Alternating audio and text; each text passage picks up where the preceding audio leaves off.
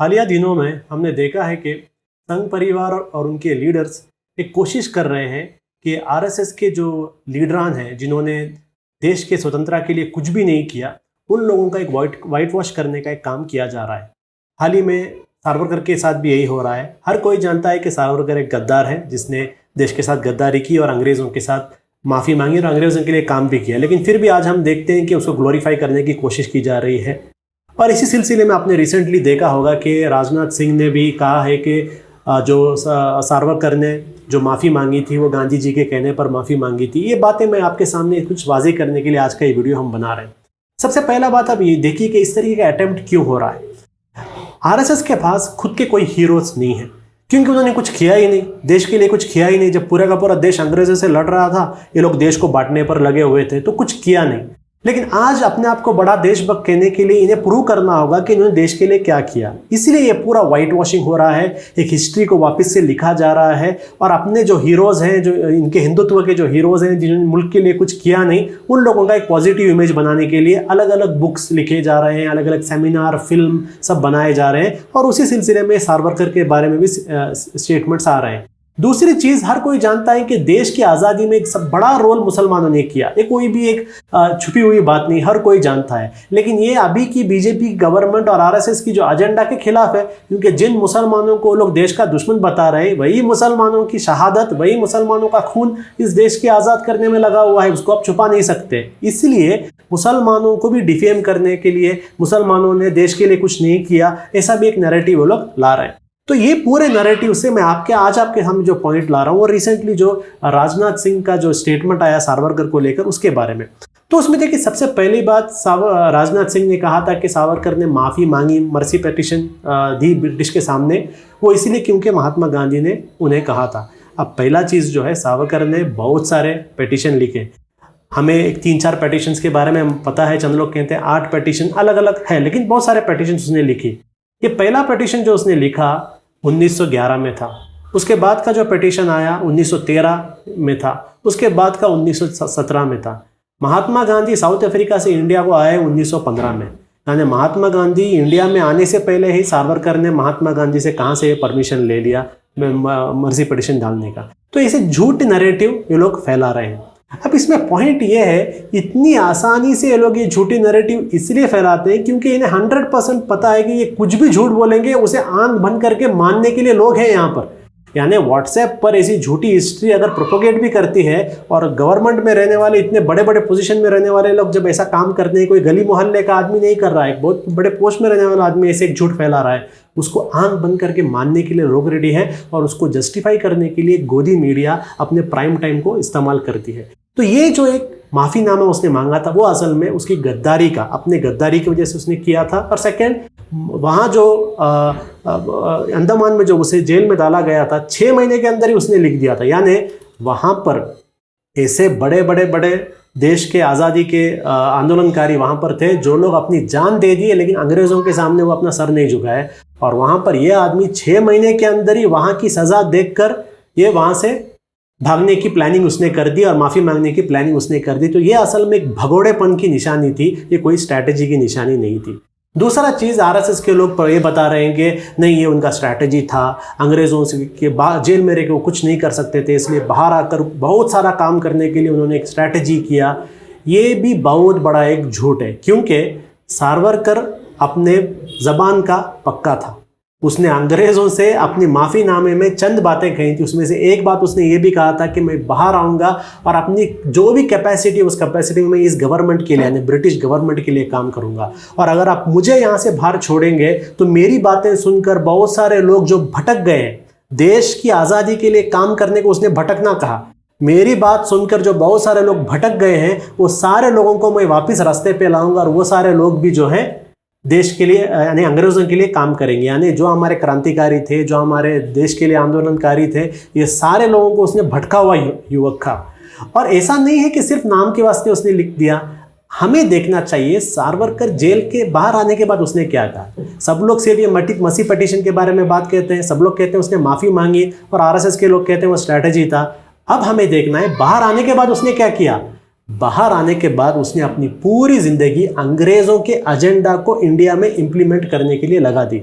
अब एक नया पॉइंट भी आया है कि सिर्फ अंग्रेज़ों का नहीं, CIA का भी एजेंट था और CIA के लोग भी उसे हर वीकली बेसिस पर पैसा दिया करते थे। और सिर्फ CIA नहीं, फैक्ट है अंग्रेज़ों के पेंशन पर भी पूरी ज़िंदगी अपनी ज़िंदगी चलाई है उसने। तो बाहर आकर कोई स्ट्रैटेजी नहीं की, बाहर आकर उसने सिर्फ और सिर्फ गुलामी की। उसमें मैं आपको छोटी चीज़ बताता हूँ कि जो उस ज़माने के ब्रिटिश के सेक्रेटरी ऑफ स्टेट थे, उन्होंने एक अपने स्टेटमेंट में कहा था, उनको जाकर इसने सावरकर ने एक लेटर में लिखा था कि ब्रिटिश और हमारे यानी हिंदू महासभा के जो एजेंडेस हैं, ये एजेंडेस बहुत मिलते हैं और हमें साथ में काम करना चाहिए, अपनी दुश्मनी छोड़ना चाहिए। जब पूरे इंडिया अंग्रेज़ों को अपना दुश्मन समझ रहा था, यह आदमी जाकर ब्रिटिश के सेक्रेटरी ऑफ स्टेट से लेटर लिख के कह रहा था कि हमारे एजेंडा है कि हमें एक होना है। उसके बाद जब सेकेंड वर्ल्ड वॉर आया, सेकेंड वर्ल्ड वॉर आने के वक्त क्या हो रहा था कि एक तरफ हम देखते थे कि सुभाष चंद्र बोस जी एक INA बना रहे थे, आज़ाद हिंद फौज बना रहे थे और पूरे इंडिया के हर धर्म के लोगों से कह रहे थे कि आप आज़ाद हिंद फौज में जम जाओ और अंग्रेज़ों के खिलाफ लड़ो। उस वक्त ये सावरकर ये क्या कर रहा था, उस वक्त ये अपने कलकत्ता सेशन में सारे कॉलेज में जाने वाले हिंदू युवकों से कह रहा था कि आप ब्रिटिश के मिलिट्री फोर्स में ज्वाइन करो, आप ब्रिटिश के मिलिट्री को ज्वाइन करना है और ब्रिटिश आर्मी में आप जमकर आपको लड़ना होगा। किससे? यही हमारे आज़ाद हिंद फौज के लोग हैं, उनसे लड़ना होगा। उसके बाद जब गांधी जी ने सत्याग्रह का अनाउंसमेंट किया था दिसंबर 1940 में, तो मदुरा के सेशन में यही सावरकर कह रहा था कि उस सत्याग्रह को आप मत मानो, बल्कि जितना हो सके उतने लोग ब्रिटिश के आर्मी में जाकर जम जाओ। उसके बाद वापस आसाम और बंगाल में जब आज़ाद हिंद फौज के लोग जापानीज आर्मी के साथ इंडिया पर हमला कर रहे थे, उस वक्त पर भी जब बंगाल और आसाम में जंग चल रही थी, उस वक्त भी यही सावरकर कह रहा था हिंदू युवकों को कि आप लोग अंग्रेज़ की आर्मी में जमो और वहाँ आज़ाद हिंद फौज के खिलाफ लड़ने के लिए। और ये सिर्फ एक कहावती बातें नहीं है, यानी ब्रिटिश के उस वक्त का जो कमांडर इन चीफ है, उसने अपना जो आभार भी प्रकट किया था। उसने ये भी कहा था कि मैं बहुत आभारी हूँ बैरिस्टर सावरकर का, जो हिंदुओं से कहता है कि ब्रिटिश आर्मी में जमो और अपनी ज़मीन के वास्ते लड़ो। यानी जो इसकी गुलामी है, इसकी सावरकर की गुलामी, इस गुलामी का सर्टिफिकेट भी इसको अंग्रेज़ों ने दिया है। यानी सिर्फ वन साइडेड गुलामी नहीं था, अदर साइड से इसे सर्टिफिकेट भी मिला है।